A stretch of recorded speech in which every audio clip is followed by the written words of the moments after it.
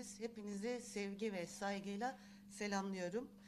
Geçmiş 2,5 aylık süreç içerisinde ülke gündemi, kadın gündemi ve yine bu süre içerisinde yapmış olduğumuz çalışmaları değerlendirerek yeni dönem planlamamızı yapmak için Kadın Meclisi toplantımızı gerçekleştiriyoruz. Konuşmama başlamadan önce geçirdiği rahatsızlıktan dolayı 11 gün hastanede kalan ve sonrasında tedavisini evde devam edeceği için şu an aramızda bulunamayan sevgili Çiçek Otlu yoldaşımızı bir kez daha geçmiş olsun dileklerimizi ve sevgilerimizi iletiyoruz.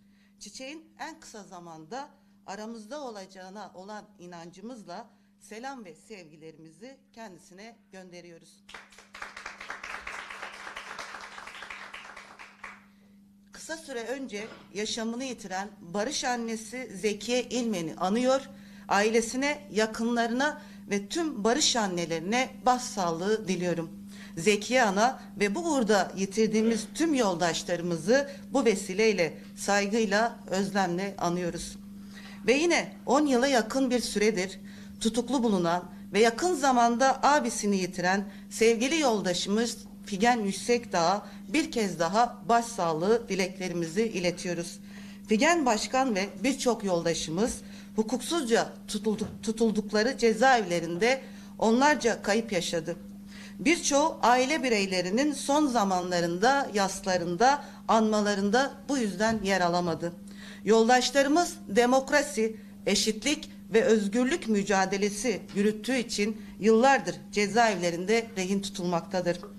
Figen Yüksekdağ, Ayşe Gökhan, Leyla Güven ve adını sayamadığımız yüzlerce kadın siyasetçinin yeri zindanlar değildir. Bu arkadaşlarımız barış için, demokrasi için bedel ödeyenlerdir. Kadına yönelik şiddet ve katliamlara karşı ses yükseltenlerdir.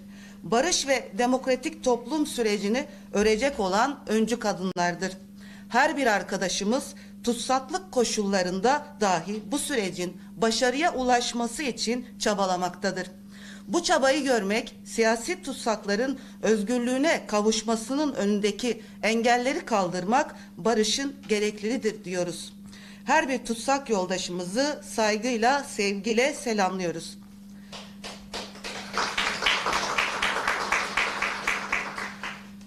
Bugün Orta Doğu coğrafyasında yürütülen savaşın merkezinde İran var.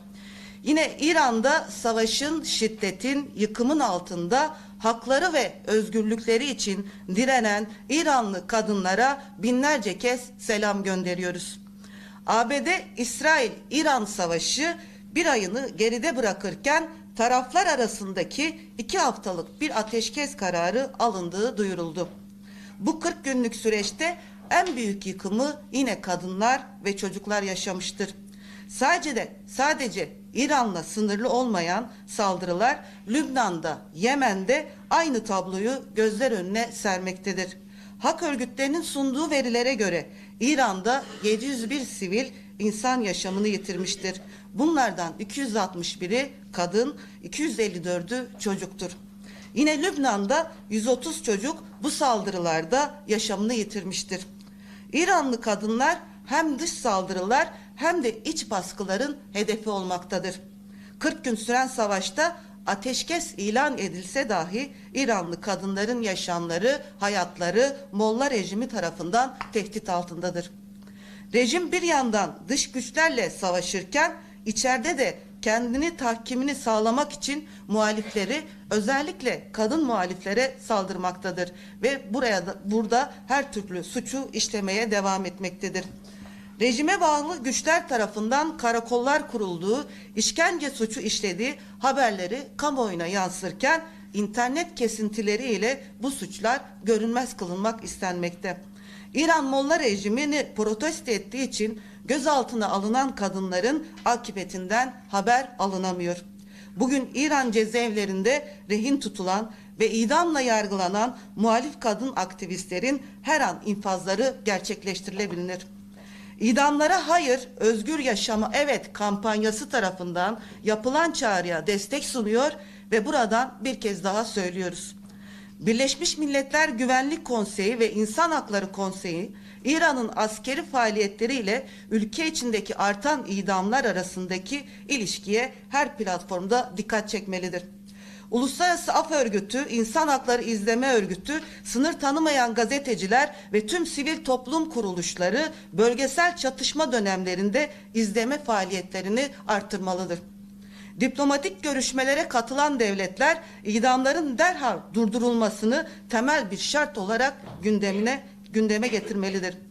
Mahbube Şabani, Berişe Muradi, Pekşen Azizi, Nergiz Muhammedi, Şerife Muhammedi ve Şehnaz Tabari hakkında verilen cezalar durdurulmalıdır. Demokrasi, eşitlik, özgürlük talebiyle sokaklara çıkan halkların talebi meşrudur. Rejim bu talepleri yerine getirmek zorundadır. Bu talepler aynı zamanda biz kadınların da talebidir. Sevgili kadınlar, bugün Sayın Öcalan'ın 27 Şubat çağrısıyla birlikte başlayan barış ve demokratik toplum süreci bu taleplerin yerine getirilmesinin zeminini ortaya koymuştur. Kürt sorunundaki demokratik çözümün sağlanması, haksızlıkların, hukuksuzlukların, adaletsizliğin son bulması için tüm kesimlerin daha güçlü, kararlı bir şekilde sorumluluk alması elzemdir. Şüphesiz bu sorumluluğu ilk günden beri en kararlı şekilde eşitlik ve özgürlük mücadelesi üstlenen kadınlardır. Bu kararlılık 8 Mart alanlarından Nevroz alanlarına akan kadın iradesiyle bir kez daha barıştaki ısrarını göstermiştir. Sayın Öcalan'ın çağrısı ile birlikte halklarda, kadınlarda büyüyen barış umudunu kimsenin gölgelemesine izin vermeyiz. Bir yandan sürecin ilerleyebilmesi için somut adımların atılması gerektiği konuşulurken, diğer yandan gözaltı, tutuklamalar yapılması, keyfi uygulamaların her geçen gün büyümesi, bunu kabul etmiyoruz. Yakılan her ateş, çekilen her alayda barış talebi dile getirilmiştir. Nevruz'a giden kadınların, gençlerin ulusal kıyafetleri, şallarının renkleri bu ülkenin renkliliğidir. O alanlarda sadece Kürt kadınları yoktu. Demokrasi, eşitlik, özgürlük isteyen sosyalist kadınlar, feminist kadınlar, farklı inançlardan, kimliklerden, siyasetlerden kadınlar, genç kadınlar, yani bu ülkenin renkleri vardı. Bizlerin boynumuza taktığı şallar bir güvenlik sorunu değildir. Bu renklere tahammülsüzlük bir güvenlik sorunudur diyoruz. Bu uygulamalarla barışa gölge düşürmek isteyen zihniyet bir güvenlik sorunudur. Bakın, barışa gölge düşüren bir diğer yaklaşım da Antalya'da yaşanmıştır.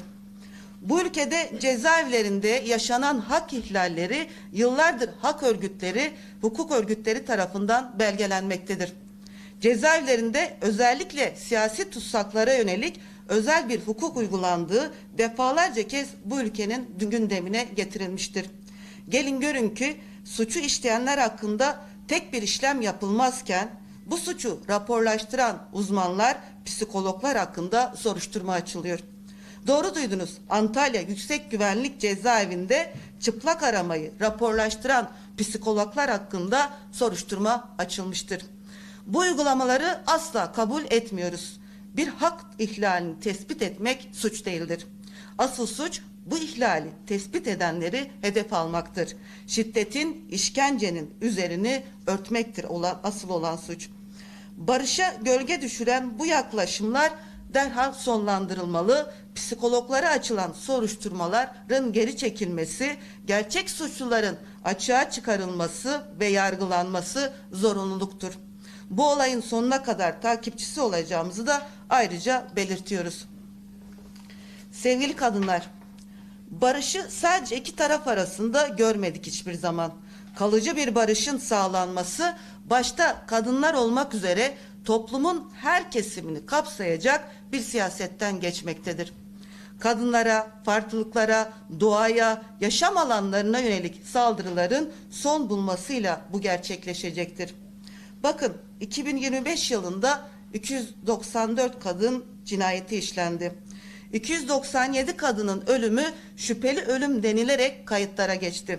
Sadece 2026 yılının Mart ayında 29 kadın erkekler tarafından katledildi 22 kadının ölümü yine şüpheli ölüm olarak kayıtlara geçti.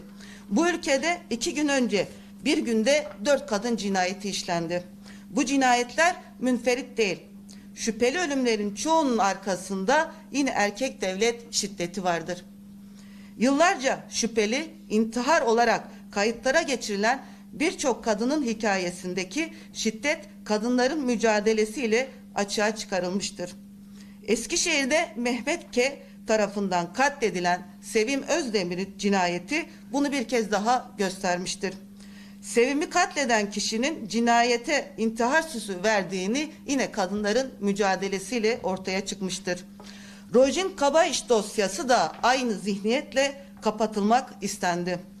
Rojin'in ailesinin, arkadaşlarının kadın mücadelesiyle gerçekler açığa çıkmasına rağmen bugün Rojin'in failleri hala bu toplumda elini kolunu sallayarak dolaşmaktadır. Sistematik bir hale dönüşen kadın cinayetlerindeki artışın nedenleri bilinmektedir. Faillerin nerelerden güç aldığı bilinmektedir. Gerek iktidar gerek muhalefet kadın cinayetlerini, kadın yönelik şiddeti durdurmaya dönük kapsamlı bir ortak çalışma yürütmelidir. Yasal düzenlemeler yapılmalıdır. Sevgili kadınlar, bir diğer konu doğum izinleri. 16 haftadan 24 haftaya çıkarılan doğum izinleri düzenlemesi. İlk bakışta olumlu bir şey olarak görülse de bizler asıl yapılması gerekeni özellikle vurguluyoruz. Söz konusu düzenlemede babaların bakım sürecindeki rolünün yardım olarak tanınması cinsiyet eşitsizliğinin göstergesi. Bakım sorumluluğun yine annenin omuzuna yüklenmesidir. Babalık izni sembolik değil, zorunlu olmak zorundadır. Aksi her durum kadınları kamusal alanda alanın dışına itmektir. Kadın işsizliğinin, yoksulluğunun derinleşmesidir. Tüm bu sorunların üzerinden gelmenin yolu bakım emeğini kadınların omuzundan kaldırmaktır. İş yerlerinde ücretsiz kreşlerin açılmasıdır ve biz kadınların talebi de bunlardır. Yine rant ve talan düzeni en çok yaşam alanlarımıza, doğamıza saldırmaktadır. Hayatlarımıza kasteden bu zihniyet bizi yoksullaştıran zihniyettir. Her gün derinleşen yoksulluğun içinde ekonomik şiddetin sarmalını bizi yönetenler en çok bize uygulamaktadır. Tüm bunlar yetmediği gibi gözü dönmüş iktidar, sermaye ortaklığı yaşamını ve doğasını savunan kadınları hedef almakta. Evet, İkizköy halkı açtıkları dava devam ederken köye acele kamulaştırma için keşif heyetini geçmiş ve bu direnişin sembollerinden Esra Işık'ta yürüttüğü mücadele gerekçe gösterilerek tutuklanmıştır. Bu durum yargının ekolojik yıkımda ısrarının doğa ve kadın düşmanı olduğunun en açık tutumudur. Bunun karşısında biz kadınlar doğa için, yaşam için yan yanayız. Direnişlerimizle sömürü ve talan düzenini sarsacağız. Esra Işık'ın mücadelesi biz kadınların mücadelesidir.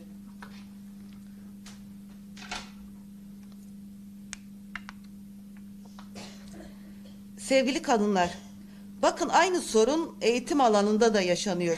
Her gün yeni bir cinsiyetçi uygulama, her gün yeni bir nefret söylemi üreten bir Milli Eğitim Bakanı var. Toplumsal cinsiyet kavramını LGBT artıları hedef gösteren, eril dili, zihniyle düşmanlaştıran bu kişiye tekrar hatırlatıyoruz. Sizin işiniz nefret suçlarını körüklemek değildir. Toplumsal cinsiyet eşitsizliğini gidermeye dönük politikalar üretmektir. Sizin işiniz eğitimdeki fırsat eşitsizliğini gidermektir. KYK'larda kalan üniversiteli genç kadınların güvenliğini sağlamaktır. Çocukları işçileştiren, ucuz iş gücü olarak çalıştıran, yaşamlarını riske atan MESEM uygulamalarına son vermektir. Bugün MESEM'lerde yaşanan taciz, istismar, sömürüye sessiz kalmamaktır. Toplumu kutuplaştıran, nefret suçlarını körükleyen, sömürüyü derinleştiren, cinsiyetçiliği körükleyen bu zihniyetle mücadele ettik. Yıllardır mücadele ettik. Mücadele etmeye de devam edeceğiz. Konuşmamı sonlandırmadan önce ben bir kez daha 8 Mart'lardan Nevrozlara, Bu sürece gecesini gündüzünü katan tüm kadın meclis üyelerimize, il ilçe kadın meclislerimize binlerce kez emeklerine sağlık diyorum.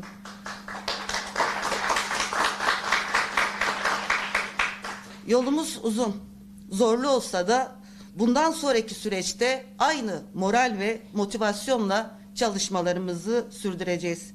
Çünkü biz gücümüzü de, moralimizi de birbirimizden